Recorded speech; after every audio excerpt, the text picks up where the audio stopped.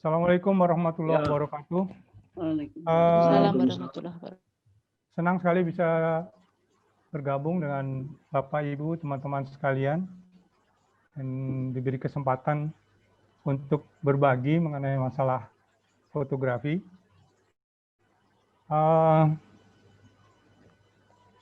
Yang kali ini dewasa ini masalah fotografi sepertinya sudah menjadi gaya hidup bangsa kita, bangsa masyarakat di dunia bahkan, apalagi dengan teknologi kamera ponsel yang luar biasa, penjualan kamera-kamera DSLR, sehingga hampir semua orang jadi fotografer sekarang. Tapi saya ingin berbagi sedikit, barangkali Bapak Ibu juga sudah paham mengenai beberapa bekal tambahan. Perkenalkan, saya Agus Setia Budiawan, bekerja sebagai redaktur foto di Info Publik, Kementerian Kominfo, salah satu media daring. Saya bekerja di sana sejak 2009 hingga sekarang, alhamdulillah masih bisa membantu teman-teman, dan kami mempunyai jejaring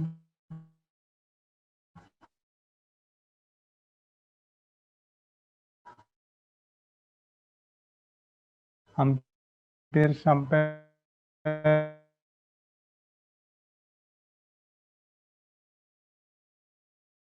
30 hingga 50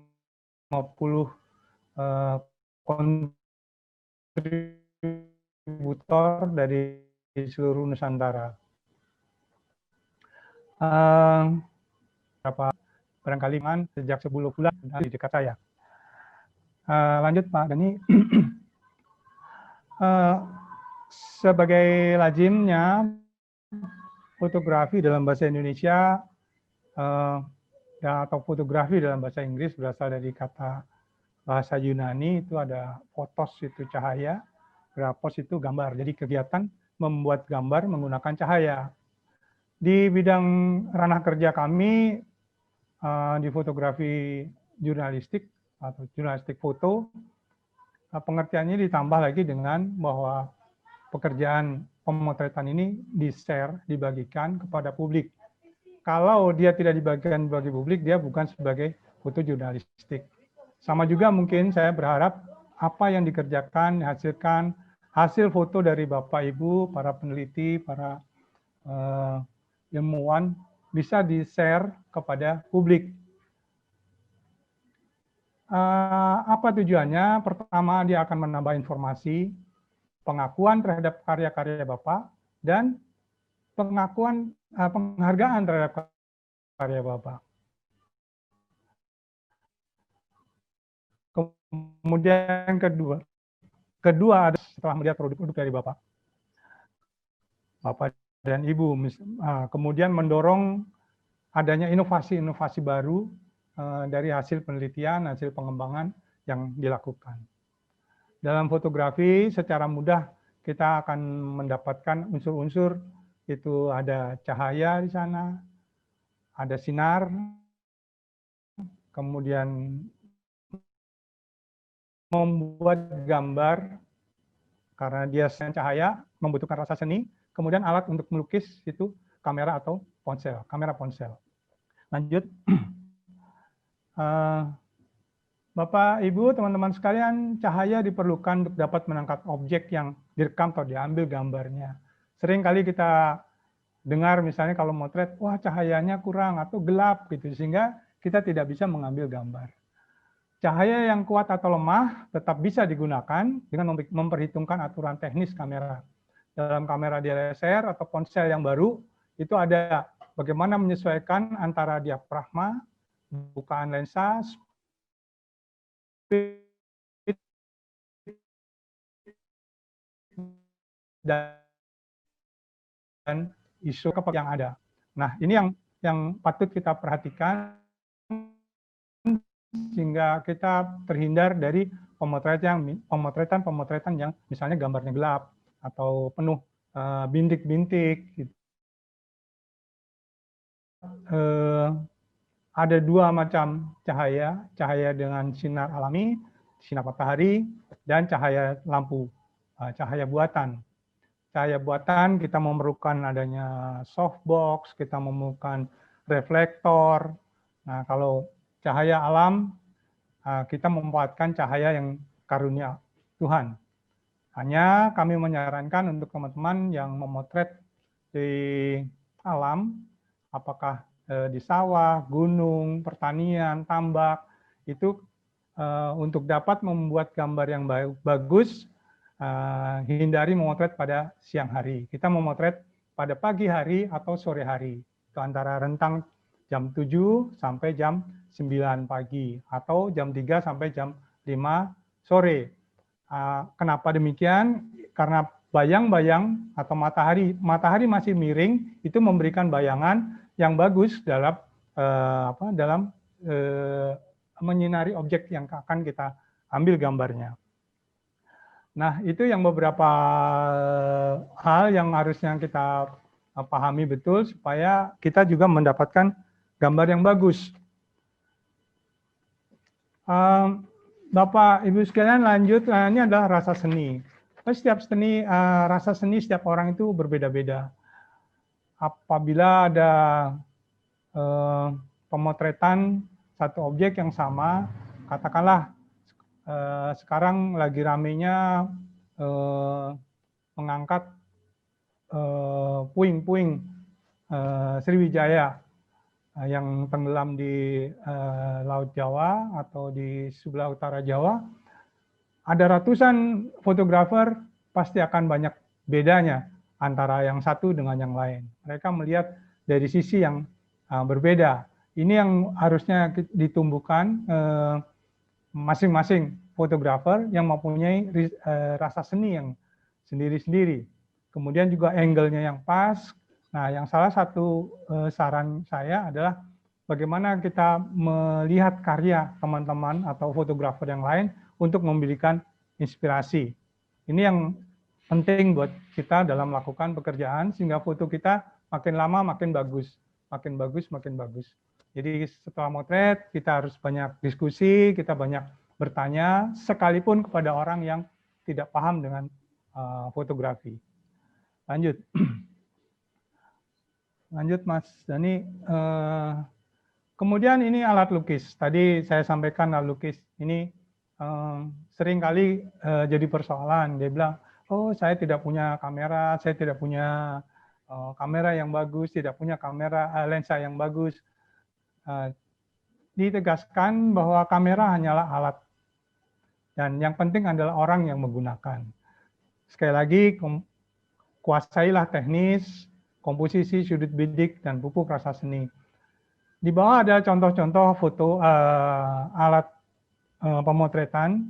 Yang di sebelah kiri sendiri adalah ini kamera saku, ini mirrorless, ini DSLR, ini kamera ponsel. Kita ketahui masih banyak lagi jenis-jenis kamera yang lain. Misalnya kamera yang dari atas, drone kita pakai, kemudian yang kamera bawah air, kamera untuk ke pekerjaan-pekerjaan outdoor. Nah, itu berbeda-beda, masing-masing punya spesifikasi berbeda-beda. Tetapi yang paling tidak standar yang dari kita adalah seperti ini, supaya kita mulai dari yang sederhana. Nanti setelah kita kuasai dengan peralatan yang ada, kita ada rezeki, ada kemampuan, kita boleh meningkat pada hal-hal yang lain. Ada kamera yang sekarang disebutnya istilah kamera butik. Nah, kamera butik karena saking mahalnya kamera itu, gitu ya. Tapi memang kamera itu memiliki kemampuan yang luar biasa. Ya. Dan untuk yang hobi seperti saya misalnya, pasti belum mampu beli itu. Nah, biasanya untuk pekerjaan-pekerjaan yang bisnis besar. Bapak Ibu, ponsel juga sekarang banyak penggunanya, karena satu ponsel bisa ada 4 lensa, di belakang, satu lensa untuk selfie misalnya. Kamera lensa sekarang ponsel sudah mulai sangat bagus karena mereka kerjasama dengan Leica misalnya, yang produk dari Republik Cina itu ada yang menggunakan Leica, kemudian ada yang menggunakan Sony. Jadi tinggal kita memakainya, bagaimana kita mau menggunakan kamera itu, alat itu supaya gambar kita semakin bagus. Lanjut, Mas. Nah, ini yang barangkali yang sering harusnya diingat, bukan kamera yang menciptakan foto bagus, tapi pemakainya. Bukan apa yang kita gunakan, tapi bagaimana cara kita menggunakannya. Ini yang harus kita pegang baik-baik, supaya kita tidak terlalu kecil hati apabila misalnya kita tidak punya kamera bagus, lensa bagus, tapi manfaatkanlah kamera yang ada pada kita. Jadi ada beberapa senior saya mengatakan nggak usah beli yang bagus, nggak usah harus beli selalu baru. Sampai hancurlah lensa itu baru kamu beli yang baru. Daripada kita jadi kolektor lensa, kolektor kamera, tapi kita tidak pernah motret. Jadi sebaiknya kita gunakanlah apa yang ada dulu semaksimal mungkin, sehingga makin lama pekerjaan kita akan menghasilkan hal yang bagus. Lanjut.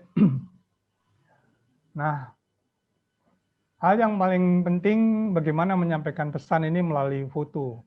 Jadi kalau ada wartawan tulis atau mungkin ada pengarang, dia menggunakan kata-kata, bahasa, titik, koma, segala macam. Tapi kalau dalam foto itu tata bahasanya adalah itu tadi, teknik, komposisi, tata cahaya, dan estetika. Ini yang harus kita dalami betul, sehingga seorang pengamat itu akan tahu, oh apa yang ingin kita, seorang fotografer itu sampaikan melalui karyanya. Lanjut. Lanjut, Mas Dani. Nah, kenapa kita perlu foto? Pertama, kita akan merekam aktivitas, kegiatan yang dilakukan, dan mencatat kinerja.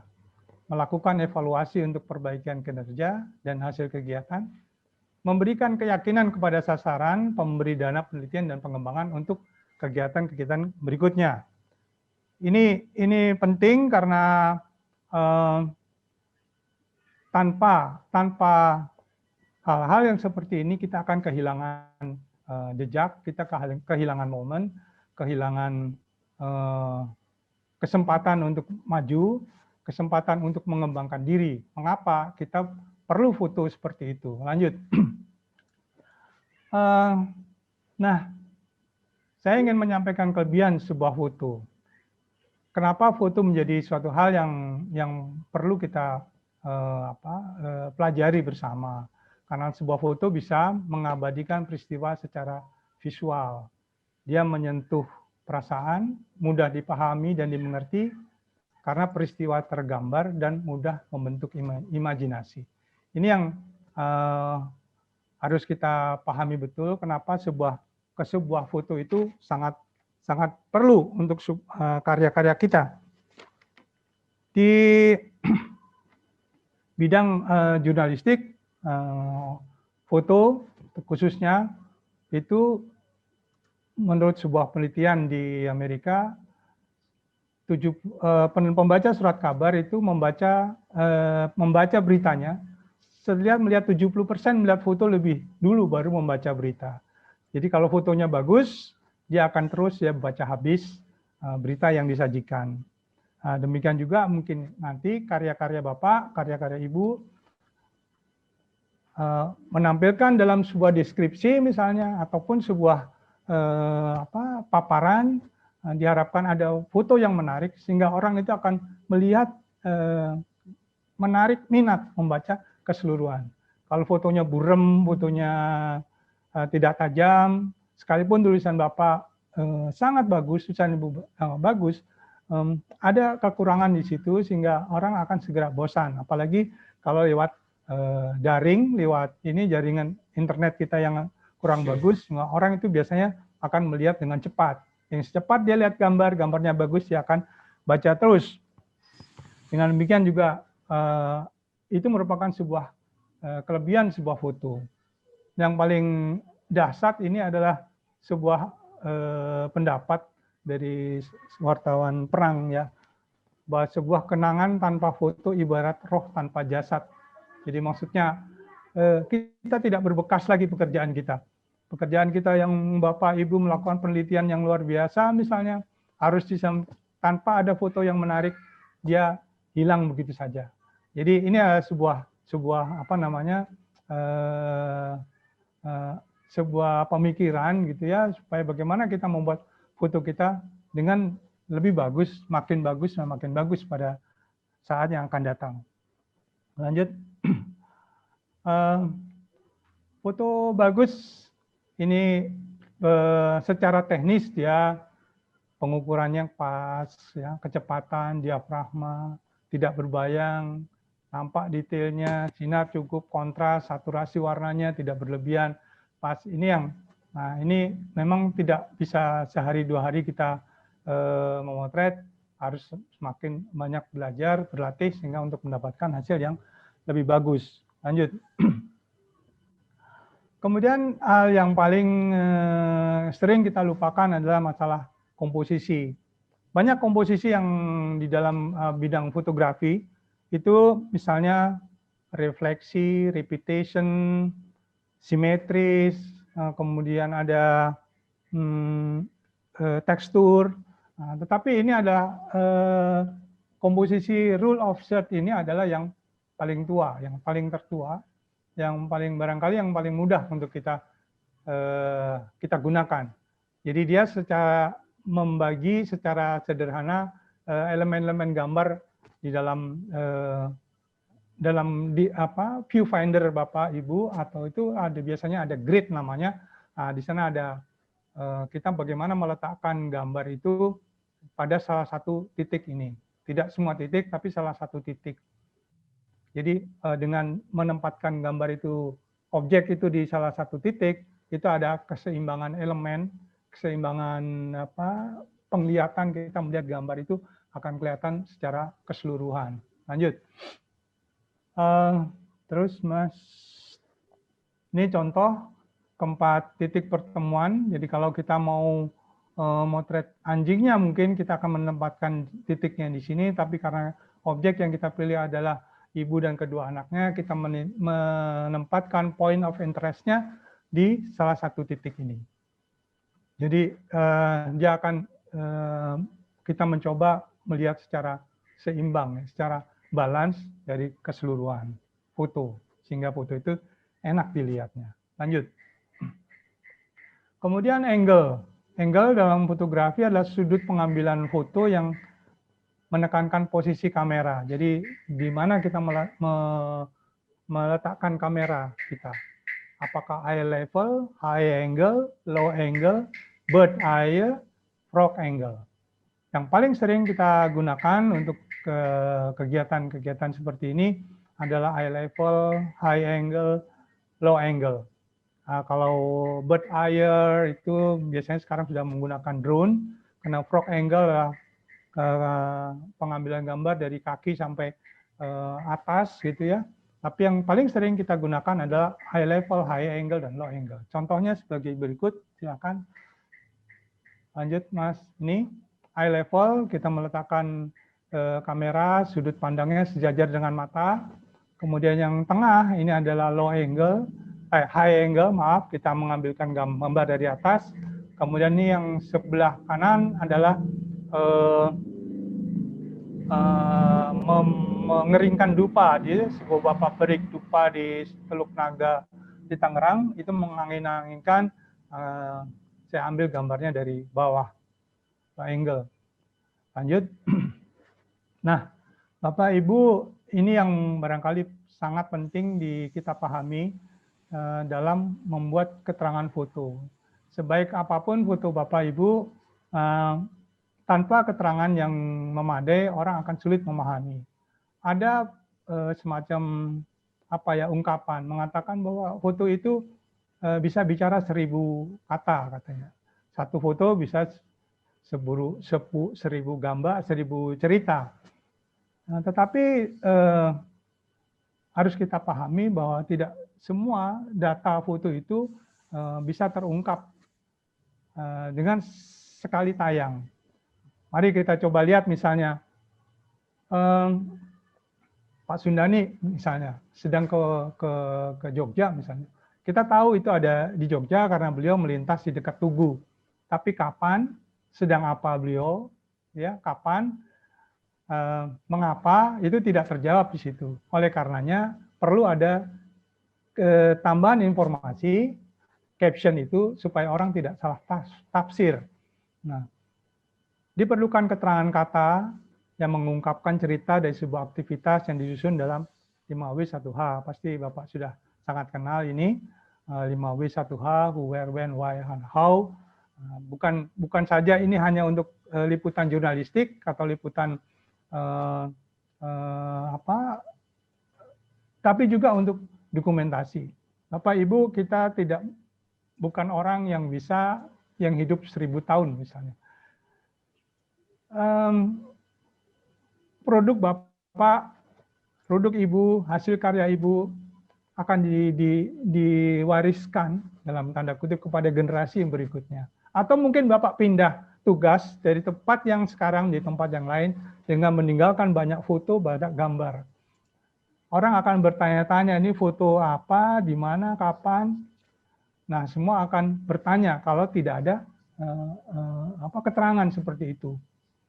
Seperti yang saya sampaikan tadi, foto memang bisa dianggap berbicara 1000 kata, tetapi dia akan tidak dapat secara deskriptif menjelaskan yang detail seperti itu apa. Jadi kalau Bapak misalnya memotret peternakan, pasti harus ada penjelasan ini lokasinya di mana, jenis kambingnya apa, makan rumput apa misalnya. Secara sederhana, ini akan memberikan informasi kepada anak-anak kita, generasi-generasi lanjut gitu ya, supaya mendapatkan informasi yang pas. Apakah dia mau melanjutkan penelitian itu, ataukah dia mau mengembangkan, atau dia tidak akan mengulang lagi penelitian-penelitian yang sudah dilakukan. Nah, ini akan lebih menarik, kita akan lebih maju, cepat lebih maju. Jadi itu tanpa keterangan yang memadai kita tidak akan memberikan informasi apa-apa, yang tinggal adalah pertanyaan-pertanyaan saja. Bagaimana cara menyajikan? Ada beberapa model, yang satu diantaranya adalah foto pilihan satu persatu, dan masing-masing foto diberi caption. Ini foto lama, ya, waktu di daerah di Wonogiri.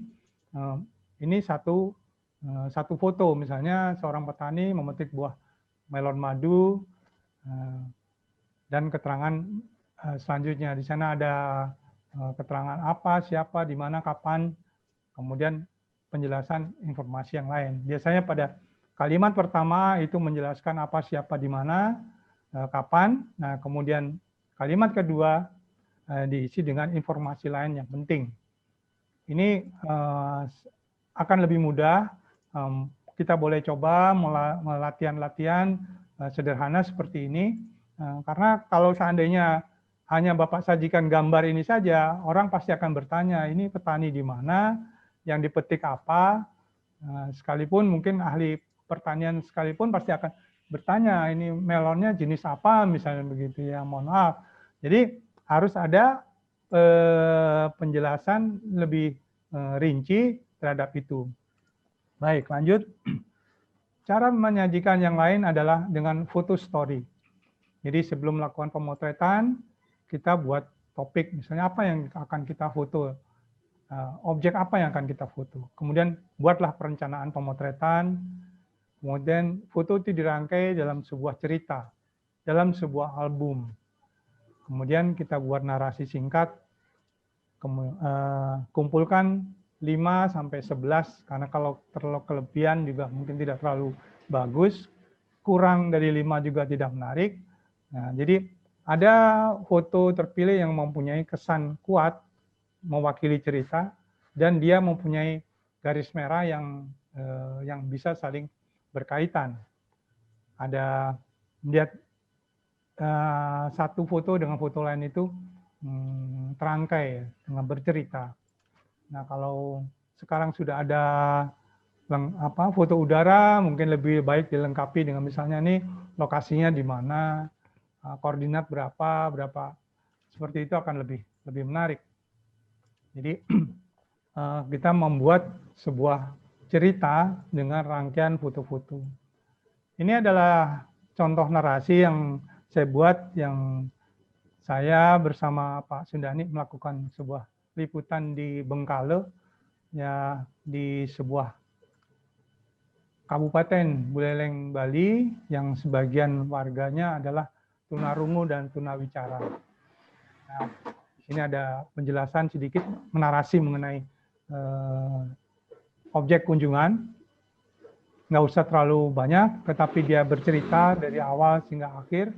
Walaupun sebetulnya di objek kawasan ekonomi Kolok ini banyak kegiatan. Ada yang buat piring dari semacam daun lontar, ada yang buat dupa, ada tari-tarian. Nah, cuma ini saya ambil satu objek saja mengenai tenun Bali, tenun yang dikerjakan oleh dua warga yang tunarungu dan tunawicara. Contoh fotonya adalah seperti ini, silakan lanjut. Ini ada kegiatan ibu yang saya sebutkan tadi, yang sedang memintal, yang sedang menenun, kemudian memperbaiki alat, kemudian menunjukkan hasil kerjanya, menggunting lembaran, kemudian tawarkan kepada pengunjung. Kebetulan waktu itu ada seorang peneliti dari Jerman, kalau tidak salah, yang berkunjung ke sana, dan dia coba mengenakan hasil karya dari ibu-ibu di sana. Jadi ini harusnya fotonya besar-besar, ini saya buat kolase begini supaya lebih mudah melihatnya. Lanjut, satu lagi, ini adalah contoh pembuatan topeng Bojang Ganong, ya, di Ponorogo. Ini hampir sama. Dengan itu, hanya ini akan lebih banyak foto-fotonya. Jadi memang saya coba tampilkan yang sedikit dan yang banyak, sehingga teman-teman atau kita semua dapat memberikan gambaran. Kalau nanti objek yang Bapak teliti, Bapak hasilkan, tentu bisa melihat kira-kira yang mana yang lebih enak ditampilkan, sehingga dia membuat cerita yang utuh dari keseluruhan, walaupun tidak semua kegiatan gitu di foto atau ditampilkan, tetapi paling tidak ada benang merahnya, sehingga orang yang melihat itu, pemirsa yang melihatnya itu paham. Jadi contohnya seperti ini, beberapa fotonya, mulai dari membuat konsep, kemudian membuat pola, menata wajah, ya, mengamplas, ya, terus lanjut satu lagi seperti ini, dia memberi warna, menghaluskan warna, memasang rambut. Nah, ini sudah siap dipakai dan siap menari. Jadi beberapa contoh foto sederhana, dan perlu saya sampaikan juga bahwa untuk foto-foto seperti ini memang perlu ada kita berlatih rasa seni yang tinggi. Kemudian yang kedua, kombinasikan antara foto-foto yang close up, ya, yang foto-foto yang wide shot, long shot misalnya, pengambilan gambar yang dekat, sehingga orang itu melihatnya lebih tertarik, ya, lebih dekat. Tidak semua gambarnya flat, ya, ada yang dari atas, ada yang dari bawah, sehingga orang akan lebih tertarik untuk melihatnya. Dan saya kira itu, mudah-mudahan ini bisa membantu teman-teman sekalian. Untuk Bapak, Ibu, mari kita berlatih bersama, mudah-mudahan membantu membuat pekerjaan kita terekam dengan baik, terkomunikasi kepada publik dengan baik. Dia akan semakin berkembang, karena ilmu hasil yang kita peroleh bukan milik kita sendiri, tapi kita sampaikan kepada masyarakat, sehingga dia akan makin berkembang, makin maju, dan karya-karya Bapak insya Allah akan makin. Iya dong, lebihnya kan berapa hari itu terjadi-jadi. Saya kira itu Mas Pak Sundani, Bu Ernik, mudah-mudahan memberikan inspirasi buat kita semuanya. Assalamualaikum warahmatullahi wabarakatuh. Waalaikumsalam warahmatullahi wabarakatuh. Terima kasih Pak Agus Setia Budiawan dari Kementerian Kominfo RI. Teman-teman, tadi saya lupa bahwa topik dari materi Pak Agus Setiawan adalah tentang merekam jerih payah merangkai sejarah. Bapak Ibu, benar kata Pak Agus tadi. Jadi apabila tujuan kita membuat foto itu adalah untuk mencatat kinerja kita, untuk evaluasi kegiatan yang akan datang, dan satu foto 1000 cerita, itu benar. Tapi kalau motonya salah, ceritanya jadi nggak benar gitu. Monggo Bapak Ibu silakan bertanya kepada Pak Agus, ada waktu 10 menit untuk tanya jawab. Saya. Silakan Pak Gunarto ya. Lagi penanya, satu lagi penanya. Saya, Bu. Utomo, Bu. Oke, Pak Utomo. Oke, Pak Gunarto dulu silakan, Pak. Assalamualaikum warahmatullahi wabarakatuh. Terima kasih. Waalaikumsalam warahmatullahi wabarakatuh. Pak Agus, saya ingin bertanya, Pak. Tadi saya mari Bapak mengatakan bahwa yang paling bagus mengambil gambar itu pada sore hari, Pak ya, dengan pada pagi hari sekitar jam 9. Tapi kadang-kadang kita ketemu dengan momen seperti itu, Pak. Misalnya siang-siang itu harus kita ambil gambar pada siang hari. Itu bagaimana kira-kira Pak, angle yang macam mana supaya kita tetap gambarnya artinya tidak jelek-jelek amat gitu, Pak. Kemudian yang kedua, Pak, itu biasanya Pak menggambar, tapi sekarang kalau ada kamera-kamera yang sudah canggih, itu bisa dihilangkan. Itu biasa ada mata seperti apa itu? Mata seperti mata hantu gitu, Pak ya, di matanya itu, sehingga itu jelek kelihatan, Pak. Bagaimana cara menghindarinya, Pak? Maaf, saya juga kadang-kadang suka motor, tapi biasanya salah-salah gitu, Pak. Terima kasih, Pak. Jadi kalau salah motor ceritanya lain, Pak Gunarto ya. Kemudian yang kedua, Pak, kalau bisa, Pak, Pak, slide-nya di share juga, Pak ya. Di share. Ya, makasih, Pak. Baik, Pak Gunarto. Pak Utomo, monggo, Pak. Ya, terima kasih, Bu Eni. Ya, Pak Agus, materinya bagus karena itu membutuhkan untuk dokumentasi, Pak. Dan sekarang ini kan semuanya kita sekarang ini kan jadi wartawan. Jadi kemana-mana update status dan sebagainya dari hasil foto yang kita lakukan. Tapi di kegiatan pengabdian memang kita kan membutuhkan untuk dokumentasi kegiatan. Nah, tadi Pak Agus menyampaikan bahwa untuk menghasilkan foto yang bagus itu kan ada 3 hal. Yang pertama komposisi, kemudian sudut bidik, yang ketiga adalah menumbuhkan rasa seni. Nah, ini yang mungkin Pak Agus, kami butuh penjelasan bagaimana menumbuhkan rasa seni, Karena ini kan butuh mungkin proses dan pengalaman Pak Agus. Ini mungkin sangat menentukan dari karya-karya yang kita lakukan. Nah, bagaimana Pak pengalaman Pak Agus untuk menumbuhkan rasa seni. Yang kedua terkait tadi bahwa memang betul bahwa orang tertarik untuk melihat suatu berita dan sebagainya ada dari foto. Jadi ya 7% dan sebagainya. Tapi seringkali juga tadi orang itu salah persepsi terhadap foto yang ditampilkan karena mungkin latar belakang macam-macam yang berbeda itu. Nah, bagaimana meminimalisir persepsi orang lain agar yang kita sampaikan itu sama dengan yang kita tuju. Kemudian tiga terkait dengan pemilihan waktu foto. Bagus tadi kan ada pagi, sore seperti yang disampaikan oleh Pak Gunarto tadi pertanyaannya. Sebenarnya ada waktu yang bagus juga sebenarnya kan biasanya itu seringkali kita berburu yang pagi itu ya matahari terbit itu kan jam 5 dan sebagainya. Tadi sampaikan kan waktu bagus 7 sampai jam 9 dan sebagainya. Terima kasih Bu Eni dan Pak Agus. Terima kasih Pak Utomo. Pak Agus ada 2 penanya dan 5 pertanyaan. Yang pertama tentang waktu. Tadi hampir sama Pak Utomo dan Pak Gunarto pertanyaannya. Waktu yang bagus untuk foto, Pak Gunarto seringkali siang hari. bagaimana untuk mendapatkan foto yang bagus, kemudian yang kedua tentang menghilangkan red eye mungkin ya, maksudnya Pak Gunarto itu, yang ada titik mata merah itu.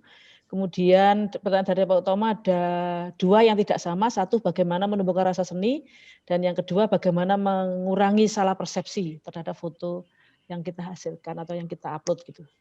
Monggo Pak Agus, silakan dijawab. Ini Pak Robi kayaknya tadi ngangkat tangan. Nanti Mau dulu bertanya, setelah dijawab, nggih, ya, saya jawab sama Pak Agus. Baik, Monggo terima Pak kasih Agus, Pak. silakan. Ya, baik Bu. Pak Gunarto, terima kasih Pak. Memang kesulitan kita waktu itu tadi ya. Tapi itu bisa diatasi misalnya begini. Kalau Bapak terlalu siang hari, mau tidak mau kita harus menggunakan perangkat bantuan lain misalnya. Misalnya kita Bapak membawa kertas putih atau stereofoam putih. Nah, itu bisa untuk reflektor. Jadi itu kita arahkan ke wajah petani, wajah apa, Bapak cari pas sinar mataharinya, kemudian tempelkan atau arahkan ke wajah yang gelap misalnya. Nah, itu kalau untuk titik yang paling kecil ya, mungkin wajah orang. Nah, mau tidak mau memang harus ada alat bantu, karena mau tidak mau kalau Bapak motret siang hari, matahari di atas kepala, itu wajah yang difoto itu akan pasti gelap. Apalagi kalau dia pakai topi misalnya, itu tidak akan nampak sama sekali. Nah, jadi pucuk apa? Ada baiknya kita menggunakan itu. Itu tidak mahal barangnya. Mungkin Bapak memang sengaja membawa dari rumah gitu ya, untuk jaga-jaga supaya ada reflektor untuk mengurangi itu. Nah, memang ada kita untuk mengurangi sinar misalnya, tapi akan terlalu repot kalau Bapak harus membawa backdrop yang gede gitu ya, backdrop, sehingga apalagi kalau itu perjalanan naik gunung hanya untuk mengambil itu, memang harus diakali gitu. Memang kita harus bersabar bagaimana kita memanfaatkan sinar yang diberikan oleh Allah, Tuhan yang Maha Kuasa itu untuk memotret gambar yang bagus. Nah, kita memang harus bersabar. Motret makanan pun begitu juga. Kalau Bapak sempat lihat nanti beberapa foto saya di Instagram, saya banyak menggunakan sinar matahari. Jadi saya motret, saya letakkan objeknya di dekat jendela, dan itu saya foto pada pagi hari ataupun sore hari. Kebetulan di Tangerang, saya tinggal di Tangerang, jam 2, jam 3 matahari dari barat sudah keluar. Jadi coba kita memanfaatkan itu dengan juga menggunakan reflektor supaya dia tersinar bagian yang insya Allah kalau Bapak banyak berlatih itu akan ketahuan nanti kesulitan-kesulitan itu akan Bapak bisa atasi. Memang itu tadi tidak juga untuk Pak Utomo tidak mungkin sekali 2 kali kita selesai, tapi dengan teknik itu Bapak akan bisa lihat hasilnya. Saya menyarankan juga untuk Pak Utomo, Pak dan teman-teman sekalian, kalau Bapak motret tahun ini atau berapa tahun, jangan dihapus fotonya. Biarkan dia tersimpan, nanti setelah 5 tahun Bapak berlatih, itu akan ketahuan. Oh, saya foto tahun ini saya begini. Ada kemajuan nggak di situ?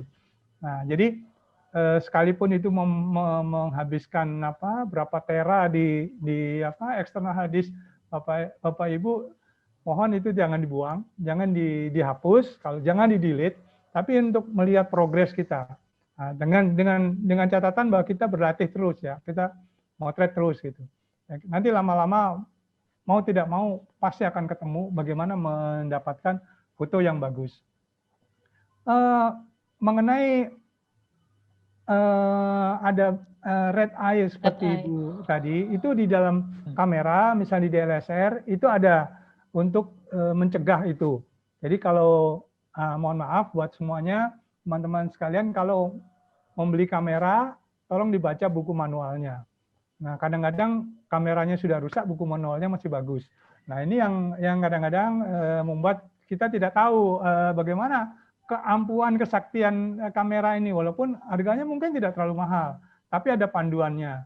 Di sana ada bagaimana menghilangkan red eye, atau dengan mungkin menggunakan yang paling gampang ya menggunakan Photoshop misalnya. Di sana ada bagaimana menghilangkan. Nah, kamera ponsel yang paling baru sekarang itu ada bagaimana menghilangkan misalnya yang di bawah mata, yang gembung mata itu ya, itu bisa dihilangkan dengan teknologi itu. Bagaimana membuat foto kita semakin cantik misalnya, sehingga kadang-kadang kita bingung nih fotonya siapa ya, padahal istrinya sendiri gitu ya, fotonya lebih cantik gitu ya. Jadi itu ada fitur yang bisa membuat dia makin cantik. Nah, itu yang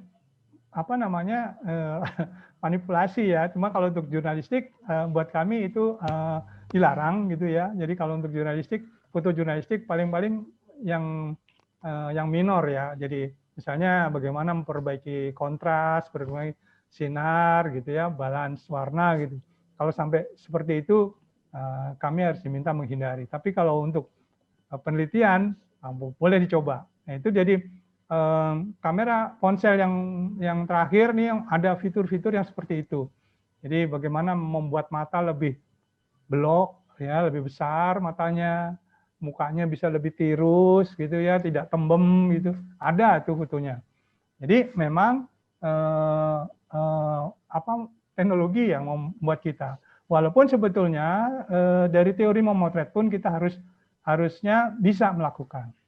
Ada seorang presiden yang kalau difoto dari sebelah kanan dia tidak mau, harusnya fotonya sebelah kiri karena dia akan lebih ganteng nampaknya. Ada yang ibu-ibu juga begitu, dia motretnya baiknya sebelah kiri apa sebelah kanan gitu. Bagaimana? Ada itu anunya. Jadi memang kita harus bersabar mendapatkan. Ibu lebih cantik lihat sebelah kanan apa sebelah kiri lihatnya. Nah itu harus kita pelajari anatomi tubuh ya seperti itu. Dan kalau yang tokoh-tokoh itu biasanya seperti itu. Saya maunya hanya foto sebelah kanan misalnya, atau fotonya sebelah kiri. Jadi fotografernya digeser suruh motretnya di sebelah kanan misalnya. Jadi supaya dia tampak lebih ganteng, dia lebih ini. Nah itu yang. Jadi Pak Gunarto ya tadi, coba Pak Gunarto kita coba menggunakan itu. Red eye itu bisa hilang dengan ada fiturnya di situ ya, di kamera itu menghilangkan itu akibat dari pemotretan yang cahaya lambat ya. Jadi mata itu terekam lebih lama dibandingkan dengan yang keseluruhan. Nah itu bisa dihilangkan dan itu sering terjadi untuk pemula sehingga tapi itu bisa diatasi menggunakan Photoshop. Itu di situ ada gambar mata gitu ya, bisa dihilangkan. Kemudian untuk gambar yang siang hari ya mau nggak mau kita harus mengakali, walaupun itu hasilnya pasti akan tidak baik karena dari rasa seni itu kalau matahari itu dari samping ya, dia memberikan bayangan kepada kita, bayangan pada tubuh manusia atau pohon-pohon sehingga gambar itu akan lebih menarik. Kemudian Pak Utomo, terima kasih Pak Utomo. Ini bagaimana menumbuhkan rasa seni? Memang ya kita harus banyak berlatih Pak Utomo. Ada referensi banyak. Kita misalnya di CNN foto itu ada ada foto story, ada foto-foto rekaman dia dalam sehari, sebulan. Kemudian di Kompas juga ada. Nah kita belajar dari sana. Kita bukan meniru, tapi kita mengambil inspirasi. Memang itu tidak serta-merta gitu ya, tapi harus dilatih gitu Pak. Jadi memang harus banyak latihan karena itu tadi rasa seni itu memang agak berbeda satu orang dengan orang lain gitu. Nah, saya motret kupu-kupu misalnya, motret kupu-kupu itu juga harus pagi misalnya karena kalau kupu-kupu itu kalau siang hari pohonnya bergoyang itu karena angin lebih kencang jadi harus pagi. Nah pagi sinarnya itu datangnya dari mana misalnya gitu. Ada teman yang ngambilnya dari bawah, ada yang ngambil dari sayapnya, ada yang ngambil dia lagi ngambil putik madunya gitu. Jadi memang berbeda-beda.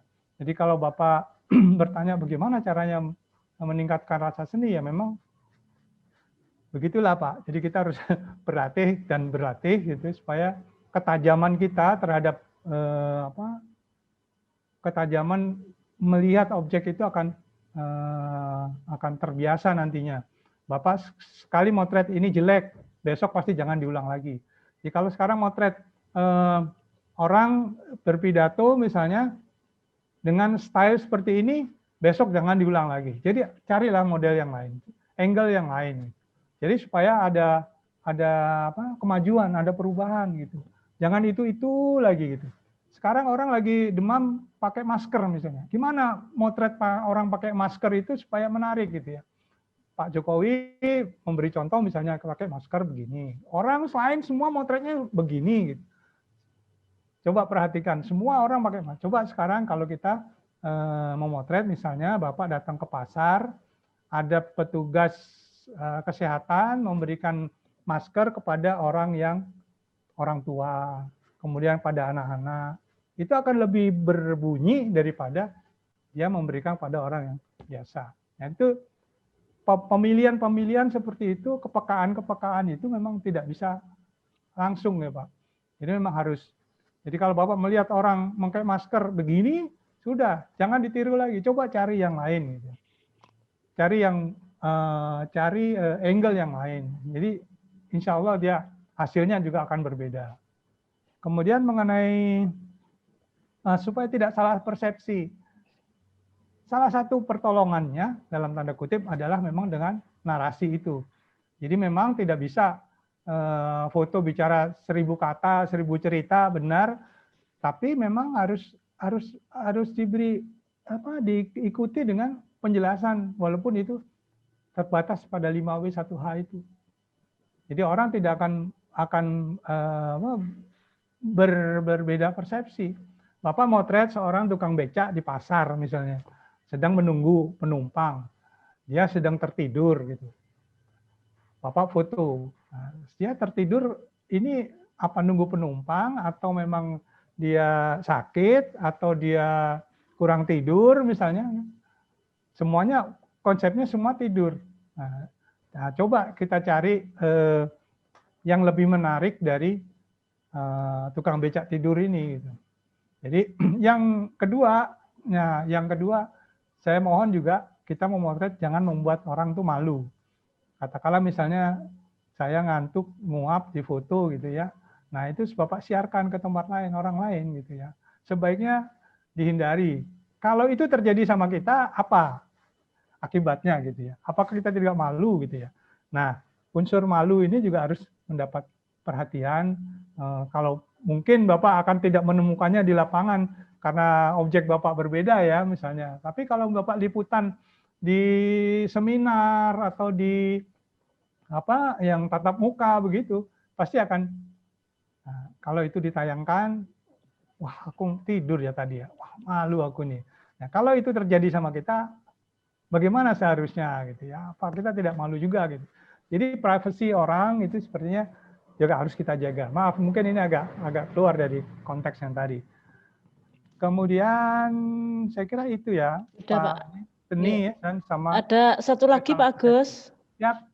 Ya, satu lagi yang bertanya mengenai Ruby. komposisi ya dari Pak Ruby Robana mengenai komposisi. Apakah kita harus menentukan komposisi sebelum klik? Ataukah kita bisa mengubah dan atau merekayasa setelah foto berupa file di aplikasi foto? Apakah itu akan mengurangi kualitas untuk pilihan yang kedua? Gitu. Pertanyaannya begitu, Pak. Oh ya, baik. Memang dalam memotret kita sebaiknya sudah menentukan komposisi itu di viewfinder kita, di yang tempat kita memotret itu dengan garis-garis itu ya Pak, menentukan itu. Tetapi seringkali mungkin kita lupa atau mungkin situasinya tidak memungkinkan. Komposisi rule of third itu masih bisa dimainkan di Photoshop misalnya. Jadi Bapak meletakkan salah satu titik itu ada di salah satu garis titik point itu ya. Saya kira enggak masalah asal tidak merubah gambar secara keseluruhan. Misalnya orang di situ hanya 3 orang, tapi pada waktu Bapak olah gambar itu jadi 5 orang misalnya. Nah, itu yang tidak boleh.